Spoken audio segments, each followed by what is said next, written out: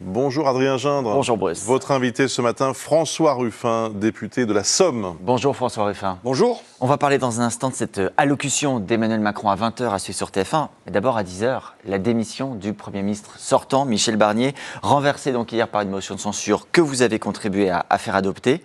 Vous voilà satisfait ce matin, soulagé, quel serait le bon terme? Non, pas du tout. Je veux dire, je ne me satisfais pas que depuis 6 mois, le pays soit placé dans l'incertitude et dans l'inquiétude. On n'est pas là pour jouer un jeu de chamboule-tout avec la tête de Michel Barnier, qui pour moi, pour qui j'éprouve un certain respect. La question est pas celle-là. Respect.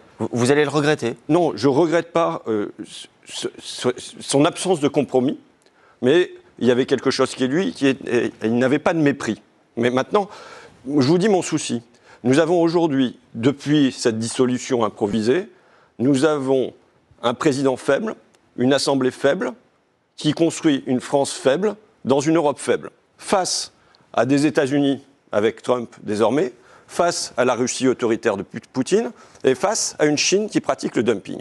C'est dans ce moment-là qu'on aurait besoin d'une France forte, avec une voix forte. Mais par quoi ça passe alors? Est-ce que la nomination d'un Premier ministre suffit à apporter une réponse à cette question? Est-ce qu'en fonction du profil, du nom, on réglera le problème que vous évoquez? Moi je vous dis, pour moi le souci c'est pas le qui, mais c'est le quoi. Et comment on retrouve la confiance des Français. Et je pose 3 points. Je dis recettes, je dis retraite, je dis pépette. Ça veut dire quoi? Les recettes.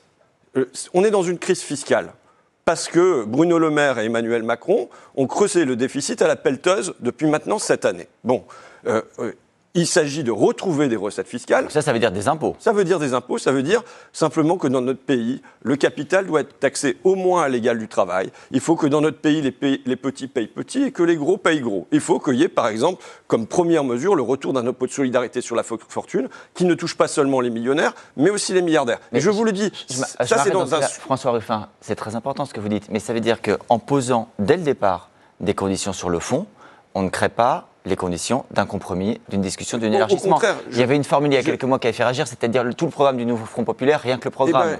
C'est pas du tout ce que je viens de vous dire, puisque je ne vous dis pas 640 mesures, je ne vous dis pas tout le programme, je vous pose 3 mesures, je redis, les recettes, c'est une nécessité, sinon le pays va continuer à creuser le déficit budgétaire et c'est une catastrophe et on ne se donne pas les moyens d'agir. Les retraites, parce que ça a été non seulement une mesure antisociale... Donc ça, c'est abrogé à la réforme des retraites. À 64 ans, c'était non seulement une mesure antisociale qui a pesé sur les métiers physiques et populaires, mais antidémocratique, puisque c'était pris contre 8 salariés sur 10, contre tous les syndicats unis et contre une majorité de députés à l'Assemblée. Et enfin, les pépettes, c'est quoi? C'est que les Français doivent pouvoir vivre de leur salaire et pas en survivre. Et donc, là, il est question de l'indexation des salaires sur l'inflation, sachant que dans le privé, on a perdu aux alentours de 7% ces dernières années. Et vous savez, là, simplement, monsieur Gindre, je ne pose pas 640 mesures, je ne dis pas tout le programme, je dis 3, et ces 3 mesures, il faut mesurer à quel point elles sont consensuelles aujourd'hui dans la société française. Sur ces 3 points-là, c'est plus de 80% des Français qui disent oui, c'est du bon sens, c'est de la décence. Mais alors, je vous repose la question différemment pour être sûr d'avoir bien compris. Si ces 3 mesures sont endossées par un nouveau Premier ministre, on ne va pas faire la course au nom maintenant, mais est-ce que vous dites on est prêt à travailler avec tout le monde, pas seulement la gauche? Est-ce que ça peut aller jusqu'au bloc central, par exemple? C'est ce que Yannick Jadot, l'écologiste, disait hier. Il disait on pourrait faire un front républicain sans la droite, mais avec les macronistes. Une fois ces 3 impératifs posés, ces 3 intouchables et qui, je pense, sont nécessaires pour aujourd'hui retrouver la confiance des Français, et qui marqueraient aussi qu'on a écouté ce qui a été dit dans les urnes en juin dernier. Une fois ça posé, il s'agit de travailler avec toutes les personnes qui ont été membres du Front républicain. C'est là que se trouve une majorité possible. C'est là qu'il y a eu une majorité. Toutes les personnes membres du Front républicain, ça inclut, je le redis, les macronistes, le bloc central. Je redis, toutes les personnes du Front républicain, une fois que ces 3 points sont posés. Moi, ce qui me pose souci... Sachant que sur le fond, il y a peu de chances qu'ils acceptent l'abrogation de la réforme des retraites. C'est quand même un gros souci, vous savez, qu'ils aient subi 2 défaites d'affilée cette année, les européennes, les législatives, qu'ils soient passés de 308 députés en 2017 à aujourd'hui 82 députés dans l'Assemblée, que dans mon département, il n'y ait plus un seul député macroniste, et qu'ils prétendent ne pas revenir sur des mesures qui nous conduisent dans le déficit budgétaire chronique et qui conduisent à une rupture avec les Français. François Ruffin, si un nouveau Premier ministre ne reprend pas ces 3 points, ça veut dire qu'automatiquement, pour vous, la réponse, c'est la censure à nouveau?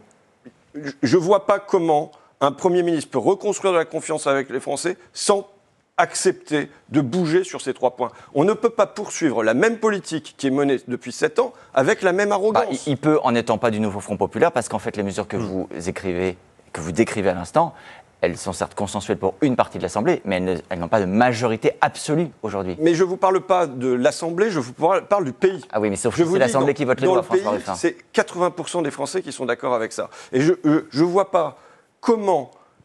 Vous savez, n'importe quel parti qui aurait subi les défaites que je viens d'énoncer, européennes, législatives, qui se serait vu rétréci de cette manière-là, il y aurait une remise en cause, il y aurait une interrogation. Et là, du côté des macronistes, il doit y avoir une remise en cause, il doit y avoir une interrogation.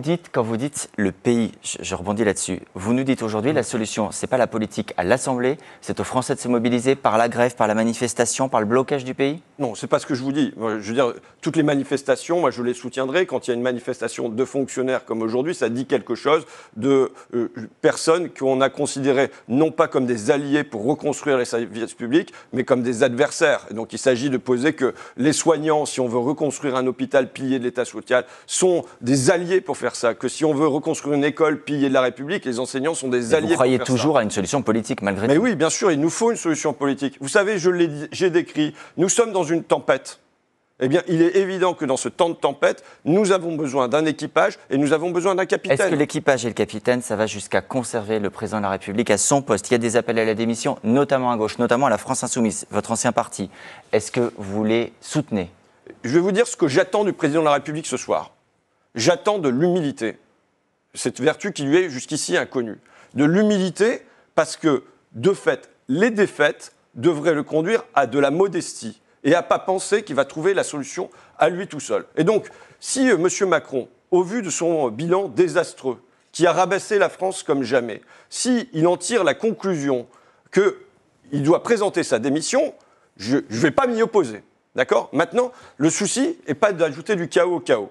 Si jamais il devait faire ce choix-là, qu'il ne le fasse pas de manière improvisée comme il a fait la dissolution, mais qu'au moins ça, son départ, il le planifie. Et qu'il nous dise 6 mois à l'avance, voilà, je m'apprête à partir parce que le pays n'est plus gouvernable et à ce moment-là qu'on ait le temps de présenter des projets aux Français. Quand même sur le nom pour Matignon, François Ruffin, vous dites la question c'est le fond et ce qu'on va faire. Il y a quelques mois, le nouveau Front populaire disait notre candidate c'est Lucie Castet. Est-ce qu'aujourd'hui, votre candidate à vous, c'est Lucie Castet? Ma préférence est Lucie Castet. Maintenant, je vous le redis, mon enjeu aujourd'hui, c'est pas de présenter des noms, des prénoms et des ambitions. Mon enjeu aujourd'hui... C'est pas à prendre ou à laisser. Oui, vous savez, cet après-midi, je vais chez Arcelor, à Reims, qui ferme 2 sites, là. Mon souci, c'est qu'est-ce qui va se passer pour les 300 000 salariés qu'on envisage d'être licenciés dans l'année à venir. Bernard Cazeneuve, qu'est-ce que vous en pensez? Mais, pas de nom, pas de prénom, non. C'est un peu le sujet, parce que la question est de savoir si un président de centre-gauche, entre guillemets, pourrait avoir le soutien d'une partie de la gauche, et notamment de vous-même. Mais pour mener quelle politique? C'est la seule question qui m'importe. Est-ce que c'est pour mener une politique sur les recettes et où on va chercher l'argent là où il se trouve aujourd'hui, sur les retraites où on abroge cette loi injuste des 64 ans, sur les salaires où on vient dire que les Français doivent pouvoir vivre de leur travail. C'est la question qui est posée. Et vous savez, je pense que c'est ce qui intéresse le plus profondément les Français. On n'est pas là dans un jeu. C'est pas du théâtre où on vient sortir des noms d'acteurs. C'est qu'est-ce qu'on veut faire pour notre pays. Enfin, est-ce qu'on parvient à le rassembler? Ce sont des profils politiques, François Ruffin, vous le savez très bien. Ce sont des profils politiques avec des parcours, avec des gens qui ont une histoire et qui ont des propositions à faire. Vous savez, je lis un livre sur Clémenceau en ce moment. Oui. On a vu des gens qui avaient des parcours et qui, en arrivant au gouvernement, faisaient pas ce qui était conforme à leur parcours. Il n'y a pas d'opposition non plus de votre part sur Jean-Luc Mélenchon. S'il veut être Premier ministre, il est le bienvenu. Il ne me semble pas que ça soit l'hypothèse la plus rassembleuse aujourd'hui. C'est une manière de le dire. Et en cas de présidentielle anticipée, après tout, vous vous préparez ou... Je l'ai dit, je l'ai redit, ma carte est sur la table. Et il s'agira qu'on trouve une solution qui rassemble pas seulement la gauche, mais qui rassemble aussi les Français. Oui, mais là, si ça s'accélère, il faut peut-être y penser maintenant. Il s'agira d'accélérer la préparation, comme on le fait pour un mondial peut-être. Mais là, aujourd'hui, c'est pas le sujet. Le sujet aujourd'hui, c'est comment... Non. Le sujet aujourd'hui, c'est comment... C'est pas le bal des noms, des prénoms et des ambitions. Aujourd'hui, le sujet, c'est comment on retrouve... un capitaine, comment on retrouve un équipage, mais surtout comment on retrouve un cap avec, je le rappelle, ce qui me semble le plus sensible aux Français, recettes, retraite, pépette. J'allais le répéter parce que, à mon avis, ça va être une des formules de la journée. Merci beaucoup, François Ruffin. 3 lignes rouges, 3 impératifs. Merci, Adrien Gindre.